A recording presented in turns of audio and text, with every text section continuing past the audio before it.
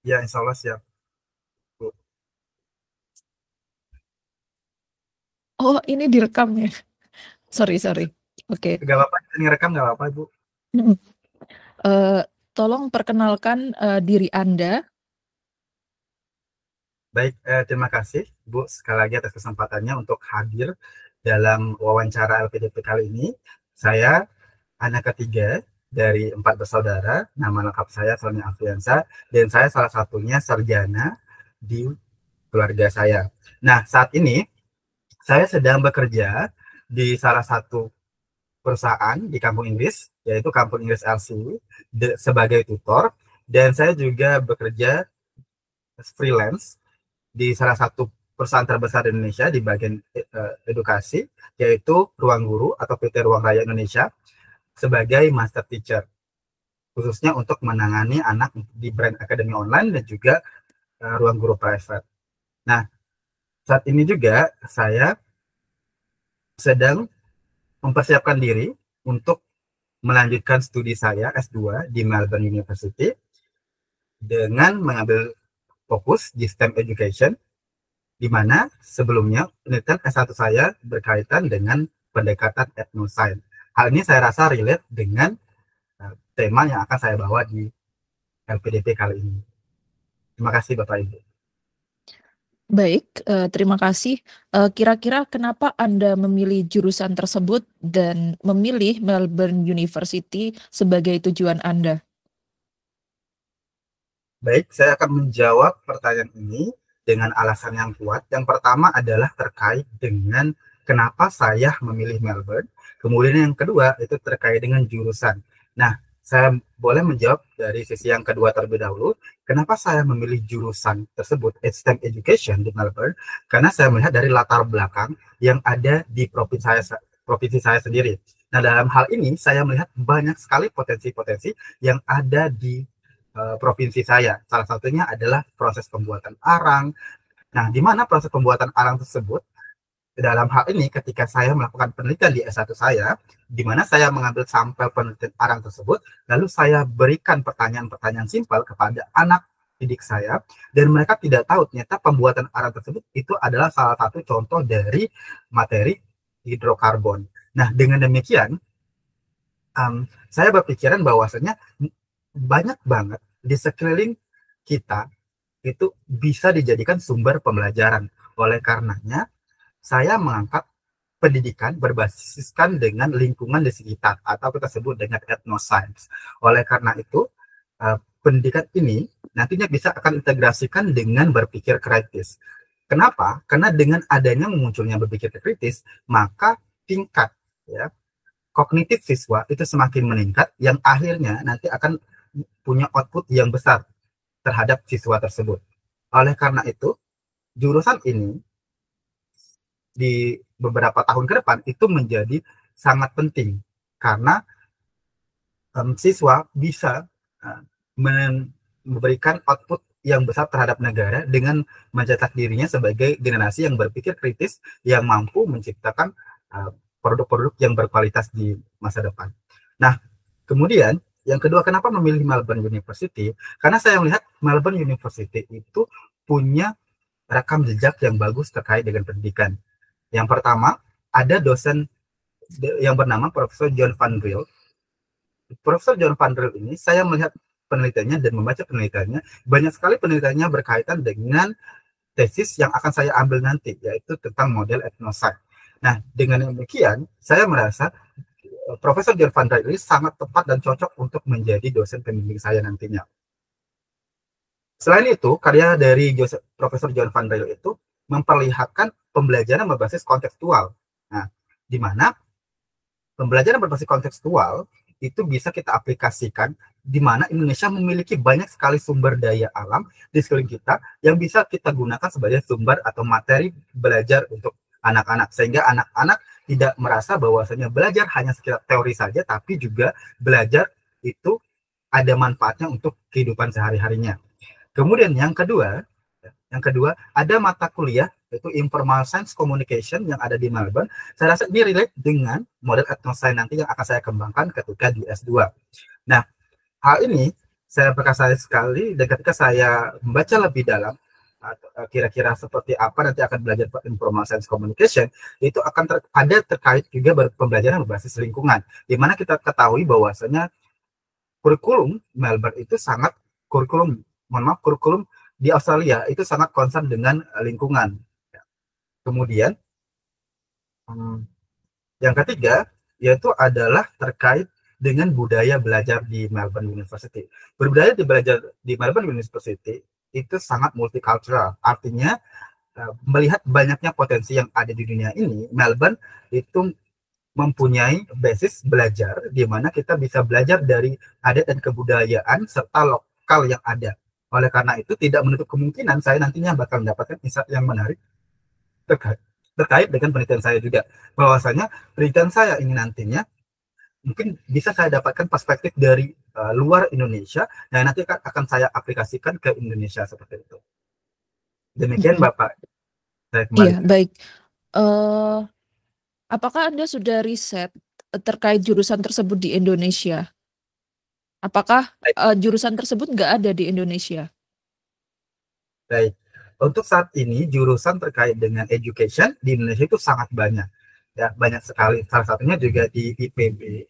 Tapi untuk bagian terfokuskan ke STEM education, khususnya penelitian saya sendiri, yaitu etnoscience, itu hanya ada satu orang yang menurut saya itu pakar di etnoscience, yaitu Bapak yang dosen yang ada di Universitas Negeri Semarang. Angka tetapi keterbatasan dengan sumber ini, saya merasa saya perlu belajar lebih banyak terkait dengan model etnoscience ini, dengan model pembelajaran kontekstual di luar negeri, salah satunya di Australia, mengingat sumber belajar yang minim di Indonesia. Dan jurusan yang serupa belum ada, yaitu terkait dengan STEM Education yang ada di Indonesia. Baik, ini kan Anda di aplikasi memilih Melbourne University sebagai pilihan pertama, terus kemudian memilih Harvard University sebagai pilihan kedua dan National University of Singapore sebagai pilihan ketiga. Kenapa Anda menempatkan Harvard University sebagai pilihan kedua? Padahal ini kan sudah sangat terkenal gitu sebagai universitas top 10 in the world gitu. Baik, terima kasih sebelumnya Bapak Ibu. Saya revisi kembali untuk jurusannya. Udah saya ubah ke 3, itu bagian Harvard University. Yang kedua aja adalah NUS. Nah, mungkin saya akan menjawab kenapa saya menempatkan NUS di pilihan kedua untuk selanjutnya. Karena saya melihat ada kesamaan antara kurikulum pendidikan yang ada di Australia dan kurikulum pendidikan yang ada di Singapura. Karena Singapura juga concern terhadap dengan sains, teknologi, engineering, and maths. Dengan hal inilah yang menyebabkan Singapura tersebut maju, karena Singapura mempunyai concern yang baik terkait dengan sains, teknologi, engineering, and maths. Nah, hal inilah yang memperkasa saya buat saya lebih tertarik untuk belajar di Singapura juga. Gitu. Nah, nantinya, ya kenapa saya memilih yang terakhir itu adalah Harvard University sebagai pilihan ketiga, karena di Harvard University itu saya melihat ada learning design, innovation, and technology. Ya. LDIT yang diajarkan oleh Harvard itu hampir-hampir mirip dengan STEM education.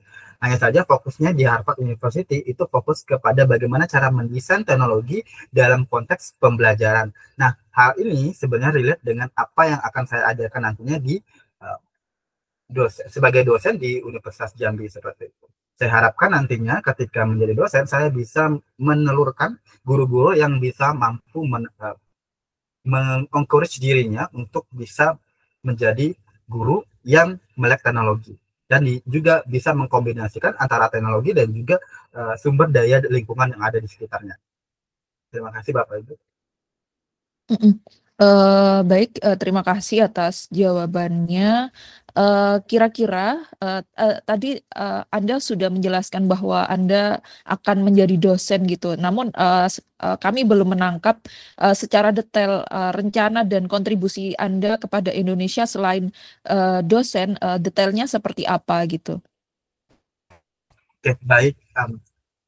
Untuk rencana kontribusi saya menjadikan 3 part. Yang pertama itu adalah kontribusi jangka pendek. Nah, ketika nantinya setelah udah lulus di Melbourne University, maka hal yang akan saya lakukan adalah saya akan mentransfer knowledge yang saya punya. Dengan apa? Dengan adanya komunitas yang sekarang saya menjadi demisionernya, yaitu Forum Indonesia Muda Regional Jambi. Nah, nantinya di situ saya akan melakukan sebuah karya namanya adalah Alam adalah karya kita. Nah, dalam hal ini, Alam adalah karya kita diharapkan mampu untuk memberikan kontribusi kecil, di mana di Forum Indonesia Muda Jambi ada satu rumah yang kita sebut dengan rumah baca Tim Jakose Jambi, di mana di sekitarnya itu banyak sekali anak-anak yang mau untuk membaca. Nah, disitulah nanti kita akan sisipkan materi tentang bagaimana alam-alamnya mereka itu bisa berkontribusi terhadap pembelajaran mereka sehari-hari, dan mereka merasa bahwasanya pembelajaran yang mereka dapatkan itu lebih bermakna. Kemudian kontribusi jangka menengah, pastinya saya akan berkontribusi menjadi dosen, salah satunya di Universitas Jambi, di mana di Universitas Jambi memiliki program studi pendidikan kimia, di mana memiliki mata kuliah namanya desain pembelajaran kimia dan juga media pembelajaran kimia. Hal ini saya rasa sangat cocok dan relate dengan saya nantinya ketika sudah memperdalam terkait dengan model etnoscience. Seperti itu. Dan satu lagi yang akan saya harap adalah karena model etnoscience itu di lingkup model etnoscience itu belum ada di Indonesia, akan tetapi kalau pendekatan atau metode belajar etnoscience itu udah ada. Oleh karenanya nantinya saya akan belajar lebih banyak bagaimana cara mendesain model pembelajaran etnoscience yang bisa dipraktikkan di setiap guru yang ada di Indonesia, di sekolah maupun di lingkup universitas.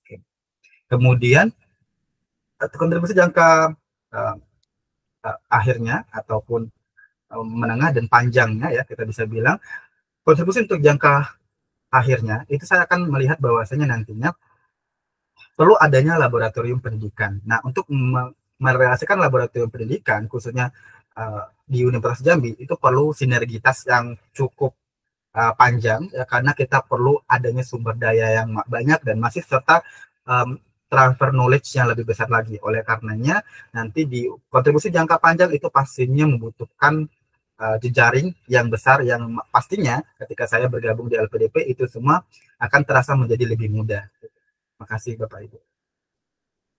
Baik, terima kasih kembali. Kira-kira apakah bisa dijelaskan bagaimana detail model pendidikan etnoscience yang Anda jelaskan tadi? Baik, untuk secara gamblangnya, untuk secara ringkasnya, itu saya belum mendapatkan rangkaian yang begitu jelas, karena sejauh ini penelitian saya untuk waktu S1 itu hanya etnoscience, model discovery learning dengan pendekatan etnoscience. Jadi etnoscience-nya itu hanya sebagai pendekatan kepada siswa, belum diajarkan dalam konteks lingkup besar sebagai model. Nah, dalam hal ini, ketika menjadikan etnoscience itu sebagai model, kita perlu pilar-pilar yang lain. Nah, pilar-pilar yang lain tersebutlah saya belum bisa menemukan bagian-bagiannya, ya, di mana nantinya bagian-bagian ini yang apa saja yang perlu dilakukan ketika menjadikan sebuah model, itu akan saya pelajari ketika berada di Melbourne University. Bagaimana Anda punya perencanaan terkait model tersebut sementara Anda belum tahu detailnya terkait hal itu? Kira-kira berapa lama Anda belajar di sana dan apakah itu bisa menjadi bekal ketika kembali ke Indonesia dan Anda bisa langsung menerapkan soal itu? Baik, untuk belajar di Melbourne nantinya itu kan selama 2 tahun, kurang lebih kalau nggak salah itu 108 minggu, ya, 108 minggu selama di Melbourne. Nah, 2 tahun itu saya rasa sudah cukup. Salah satunya adalah ada mata kuliah Informal Science Communication tadi yang bisa mendukung hal tersebut, di mana di situ sudah dijelaskan terkait dengan bagaimana caranya nanti kita sebagai seorang praktisi pendidikan bisa membuat sebuah model dengan pendekatan bla bla bla bla. Jadi nantinya model yang ingin saya terapkan itu nantinya adalah model etnoscience, tapi untuk kerangkanya emang belum ada. Oleh karena belum ada ataupun masih ada gap knowledge, oleh karena itulah saya perlu untuk lanjut kuliah lagi untuk mencari tahu tentang bagaimana cara bisa menyelesaikan model tersebut.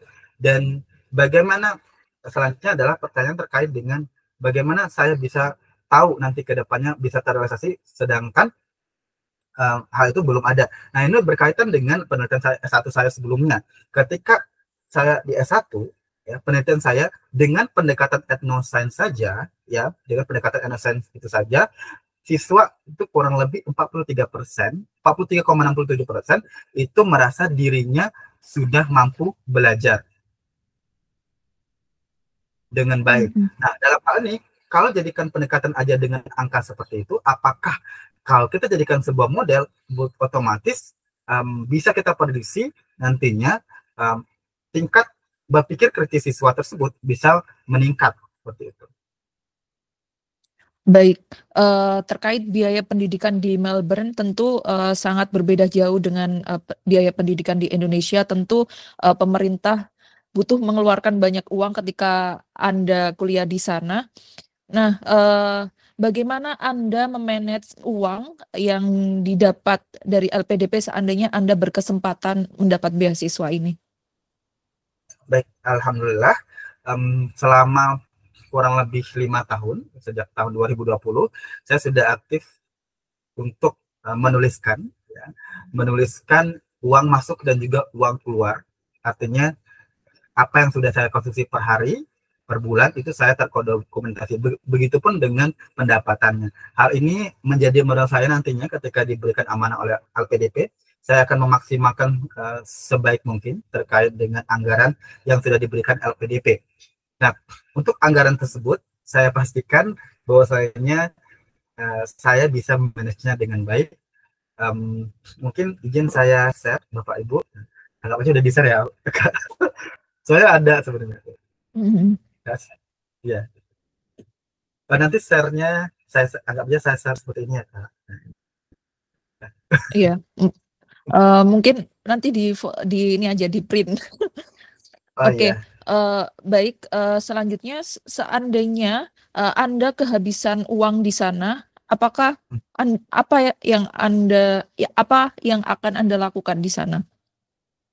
Ketika kehabisan uang. Oke, baik. Ketika kehabisan uang, semua ini tidak terjadi di sana ya, karena saya pribadi saya menerapkan ada namanya dana darurat. Artinya saya sangat percaya bahwasanya perencanaan dalam keuangan itu penting. Oleh karenanya sekarang pun saya sudah menyiapkan dana darurat saya untuk 1 tahun ke depan.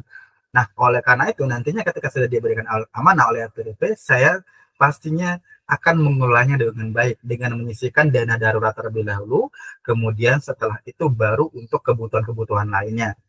Itu Bapak. Saya melihat Anda bekerja di banyak tempat saat ini. Apakah jika Anda berkesempatan mendapat beasiswa kuliah di Melbourne, terus kemudian Anda juga bekerja di sana? Baik, untuk bekerja di bagian tempat itu semuanya rata-rata freelance kecuali dari Kabuners LC. Nah, untuk freelance, saya rasa kita tahu masing-masing bahwasanya freelance tersebut bisa kita batasi. Artinya ketika saya sudah diberikan amanah nantinya, nah sebagai seorang freelancer, maka saya akan bisa berhak untuk menolak jika ada tawaran tersebut. Artinya, nah saya lebih mengutamakan kuliah saya. Itu, Berarti Bapak. nanti tidak akan bekerja gitu ya? Iya, benar Bapak Ibu. Ya, baik. Terima kasih. Selanjutnya, kenapa LPDP harus memilih Anda sebagai awardee? Karena yang mendaftar saat ini sangat banyak sekali, dan kenapa kira-kira kami harus memilih Anda sebagai awardee? Baik. Berangkat dari visi dan misi yang sama dengan LPDP, bahwasanya LPDP menginginkan leader yang inovatif di masa depan. Hal ini sejalan dengan visi saya yang ataupun latar belakang saya kenapa saya memilih jurusan yang sudah saya paparkan tadi. Salah satunya adalah saya ingin meningkatkan berpikir kritis siswa. Tidak hanya mungkin nantinya tidak hanya lingkup di provinsi saya, ya lingkup kecil, tapi mungkin bisa juga menginspirasi yang lain, bahkan bisa juga ke lingkup yang besar. Nah, lingkup yang kecil, mungkin saya bisa bicara ke sampel yang kecil dulu, mungkin di anak-anak di sekitar Forum Indonesia Muda, tim Jakose, Jambi Kota Seberang. Di sana nantinya kita punya rumah baca dan diharapkan ada beberapa sampel orang di sana dan merasakan manfaatnya. Semoga itu bisa, mereka juga bisa menjadi pribadi yang berpikir kritis lebih dalam nantinya. Dan itu menjadi gebrakan baru. Artinya adalah berpikir kritis itu menjadi konsep Indonesia di masa depan. Kenapa? Karena skor Indonesia, khususnya di berpikir kritis, itu kita di skor 61 dari 64 negara berdasarkan PISA. Ya, artinya Indonesia masih butuh banyak PR terkait dengan peningkatan kemampuan berpikir kritisnya. Tetapi kemampuan berpikir kritis tersebut bisa kita tingkatkan dengan salah satunya adalah dengan model penyelesaian yang akan saya bawakan nantinya. Hal ini terbukti bahwasanya urgensitasnya ada. Nah, urgensitasnya inilah yang memberanikan diri saya untuk mendaftar LPDP. Jadi, karena kesamaan visi, saya harap dan bisa nanti ke depannya bisa berkolaborasi lebih banyak dengan LPDP. Terima kasih, Bapak. Baik, kira-kira apakah ada prestasi atau kelebihan yang menonjol dari Anda sehingga kami memberikan penilaian lebih kepada Anda? Baik, untuk kelebihan sejauh ini ya, alhamdulillah saya menjadi seorang yang cukup cakap riset, ya, cakap riset, di mana saya pernah menjadi ya juara 1 untuk lomba karya tulis ilmiah yang dimana saya membawakan buah pidada sebagai permen waktu itu di tahun 2019. Itu tingkat provinsi. Kemudian kecakapan di public speaking itu sudah saya paparkan atau sudah saya tuliskan di CV saya di situ ya, dimana alhamdulillah beberapa kali itu sudah pernah menjadi pembicara ya. Kemudian juga saya visioner, saya melihat masa depan itu nantinya tidak hanya diri saya sendiri tapi juga berbareng-bareng dengan seluruh masyarakat Indonesia. Kemudian leadership itu ada beberapa terkait dengan kegiatan di luar kampus misalnya atau organisasi yang saya pimpin. Salah satunya saya pernah diamanahkan menjadi ketua bidang di kepala bidang pengabdian masyarakat hubungan bahasa dan negara di Persatuan Mahasiswa Indonesia Nasional waktu ketika saya masih di kampus.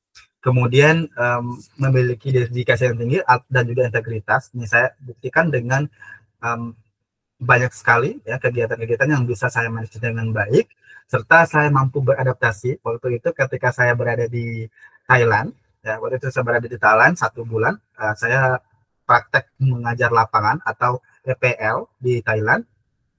Di sana saya alhamdulillah mampu beradaptasi dengan budaya yang ada, termasuk juga makanan gitu. Kemudian kemampuan interpersonal serta dapat bekerja sama dalam tim. Yang nantinya ya ketika menjadi award di LPDP tidak hanya bekerja secara individual tapi juga bekerja sama dalam tim.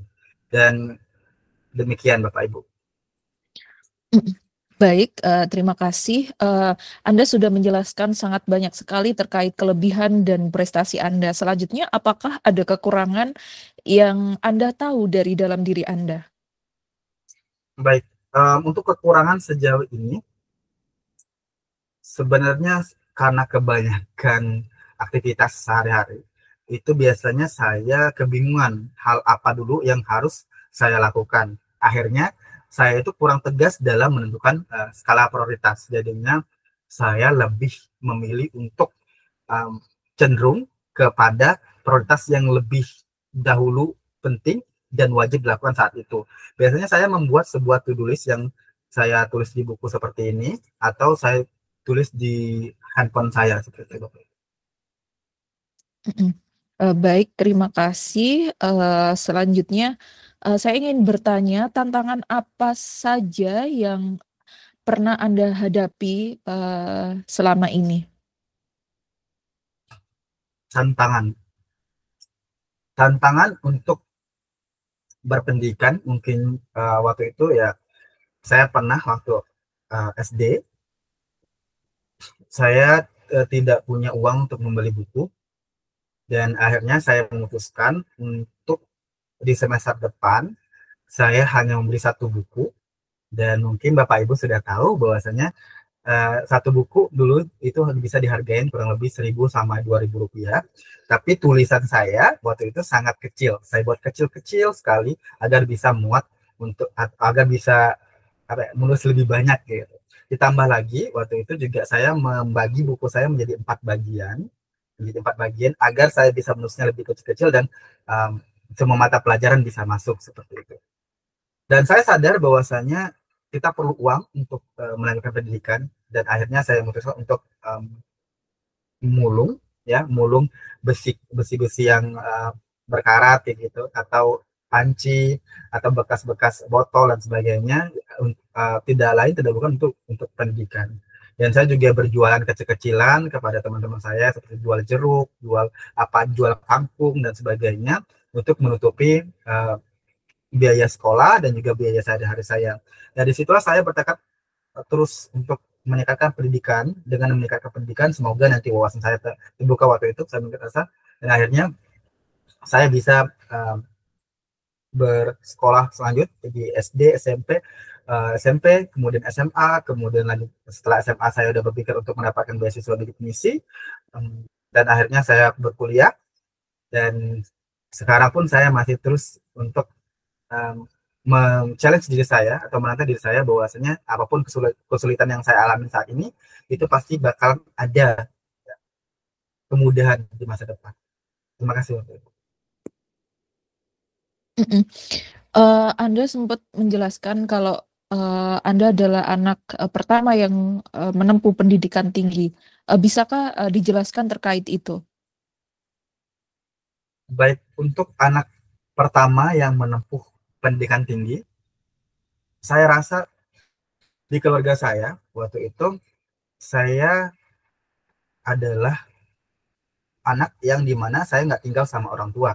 Jadi saya tinggal bersama, kalau kita bilangnya di Jambi itu adalah uak. Uak itu dalam bahasa Indonesia itu bibi. Nah, saya tinggal sama bibi waktu itu, dan bibi saya ini nasnya lumpuh, ya, lumpuh sejak dari masa remaja. Jadi saya harus menemani bibi saya, dan sayalah yang mengangkatkan air untuk bibi saya. Saya juga membelanjakan bibi saya karena bibi saya nggak bisa jalan sama sekali. Jadi tapi dari situ saya belajar banyak hal terkait dengan semangat hidup. Semangat hidup yang ingin saya bangun ke depannya itu, saya pengen seperti bibi saya. Kenapa? Karena sejak umur 5 tahun atau 4 tahun saya sudah bersama bibi saya tersebut, saya banyak mengalami perubahan-perubahan perpikiran secara emosional, mental, dan sebagainya, terkait dengan perjuangan yang keras yang harus kita lalui di dalam hidup. Bahkan sejak itu juga saya menemukan diri saya bahwasanya saya harus terus sekolah sampai ke jenjang yang lebih tinggi. Maka akhirnya saya, yang seperti saya bilang tadi ya, saya pernah tidak makan sama-sama sama bibi saya dalam waktu 2 hari waktu itu, dan akhirnya kita hanya makan pisang gitu. Itu ada. Dan yang kita lakukan adalah kita terus introspeksi gitu. Kira-kira apa yang bisa kita lakukan? Misalnya kalau saya mulung tadi atau jualan kangkung, tapi bibi saya juga nganyam tikar atau membuat apa ya namanya, sarung bantal dan sebagainya. Yang penting bisa mendapatkan uang waktu itu. Nah, situ saya merasa saya benar-benar harus melanjutkan pendidikan. Oleh karenanya SMP, saya lanjut ke SMP, SMA, kemudian juga perkuliahan. Tapi hal tersebut tidak ada di keluarga saya sebelumnya ya. Mungkin di adik saya dan kakak saya, mungkin Allah belum memberikan kesempatan itu kepada mereka. Bagaimana keluarga Anda dari ayah atau ibu yang memang nantinya ketika Anda dapat akses beasiswa untuk kuliah di luar negeri, apakah mereka sudah rela atau siap ketika Anda pergi jauh dari rumah? Baik, untuk saat ini ya, ayah saya sudah meninggal 2 tahun yang lalu, dan sekarang saya punya ibu, di mana saya sering kali mendiskusikan hal ini terkait dengan ibu saya, dan ibu saya berbicara kepada saya dengan hati ke hati bahwasanya apapun yang kamu lakukan ke depannya, itu ibu pasti akan ridho. Ibu akan dukung semampu ibu akan selalu doakan kamu dimanapun kamu itu. Ingat, satu aja dari ibu saya pesannya adalah kamu harus ingat bahwasanya nanti kamu bakalan kembali, kamu akan berkontribusi lebih banyak ke Indonesia. Jadi jangan sampai kamu nantinya malah tetap berada di luar negeri. Nah, hal inilah yang memacu saya untuk mencari beasiswa, di mana beasiswa yang benar-benar punya ikatan ataupun mengikat saya sendiri sebagai seorang pribadi bahwasanya saya harus balik dan berkontribusi ke Indonesia, dan penelitian saya juga itu harus ada di Indonesia bukan di luar negeri. Jadi memang menurut saya untuk pulang. Dan untuk masalah homesick misalnya nanti, atau bahwasanya saya akan rindu rumah, itu pasti. Tapi saya biasanya setiap minggu itu selalu nelpon orang tua saya membicarakan hal-hal apa saja terkait dengan pekerjaan saya, dan orang tua saya juga begitu. Gitu. Hal ini saya rasa saya sudah cukup untuk mengatasi homesick saya tersebut. Terima kasih.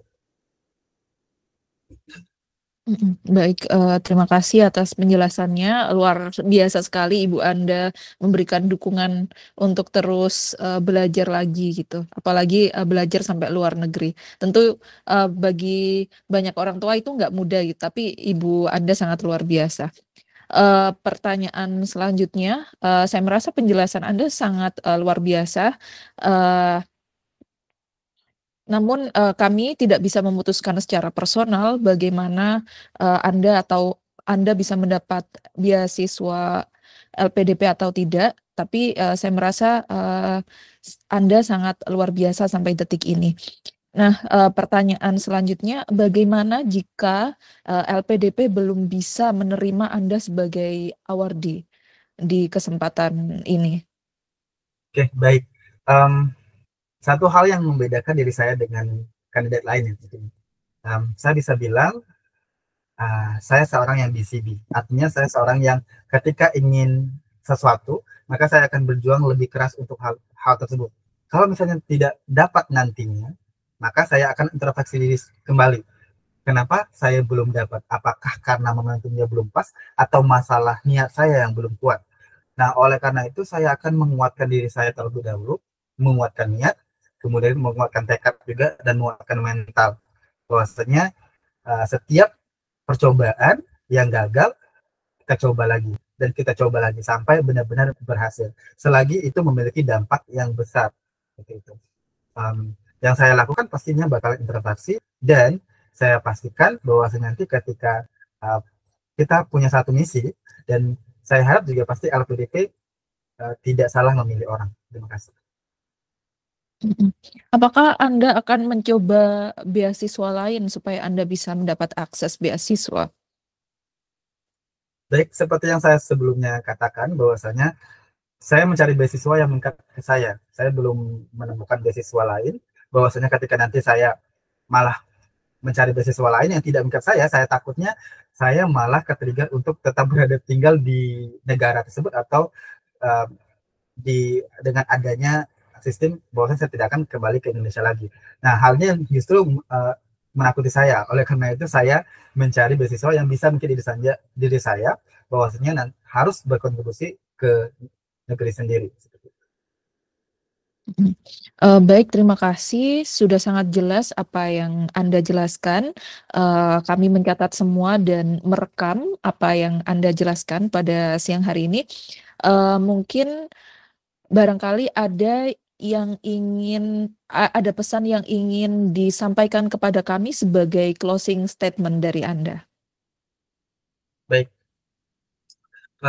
pesan saya, Indonesia memang benar-benar banyak pekerjaan rumah. Ya. Negeri sendiri masih perlu banyak berbenah. Tapi ada satu hal yang harus kita lakuin. Semua akar tersebut adalah dari pendidikan. Oleh karenanya, semoga ya itikat baik kita bersama, baik dari LPDP maupun saya, itu bisa menemukan ya, seseorang, bahkan kita sebagai pionirnya untuk perubahan pendidikan di masa mendatang. Kita punya banyak sumber, kita punya banyak potensi, kita punya banyak kekayaan alam yang belum kita maksimalkan untuk menjadi sumber pembelajaran. Hal ini menjadi PR saya dan PR masyarakat Indonesia, dan bahkan PR dari tenaga pendidik. Bahwasanya kita harus menjadikan ini sebagai materi pembelajaran yang bisa untuk meningkatkan stimulus siswa dalam belajar. Oleh karenanya, untuk kedepannya kita berkolaborasi bersama-sama untuk menciptakan Indonesia yang lebih maju di tahun 2045 dengan meningkatkan kualitas pendidikan di Indonesia. Terima kasih. Baik, terima kasih banyak. Sekian dari saya. Saya ucapkan terima kasih. Semoga Semoga Anda bisa mendapat kesempatan untuk mendapat beasiswa LPDP ke universitas dan negara yang diinginkan. Terima kasih banyak. Wassalamualaikum warahmatullahi wabarakatuh. Ngomong apa sih? Aku nggak record. Apa?